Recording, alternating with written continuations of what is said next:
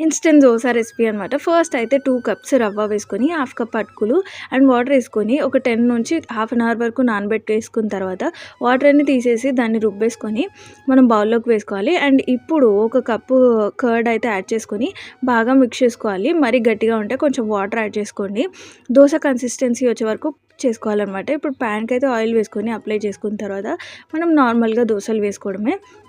And బేసిక్‌గా normal దోసల కంటే కూడా ఇవి చాలా స్మూత్‌గా ఉంటాయి. చాలా డెలికేట్‌గా ఉంటాయన్నమాట. సో, కొంచెం కేర్‌ఫుల్‌గా వేయడం, తీయడం చేయాలి. సో, ఈ దోసలైతే మనం తినాలనిపించిన వెంటనే మనము ఒక 10 మినిట్స్ అలా నానబెట్టేసుకొని చేసేసుకోవచ్చు. ఇన్‌స్టంట్‌గా అయిపోతుంది. బావుంటాయి గూడా. లైక్ పచ్చడిలోకి, చట్నీలోకి అలా చేసుకొని తింటే సూపర్బుంటాయి. ఈసారి మీరు ఈ ఇన్‌స్టంట్ దోస ట్రై చేయండి. చాలా చాలా టేస్టీగా ఉంటాయి. స్మూత్‌గా ఉంటాయి. అండ్ ఈ వీడియో గనుక మీకు నచ్చినట్టయితే లైక్ చేయండి, షేర్ చేయండి. తప్పకుండా సబ్స్క్రైబ్ చేసుకోండి. ఇంకొక వీడియోతో మళ్ళీ కలుస్తాను. Until then bye by.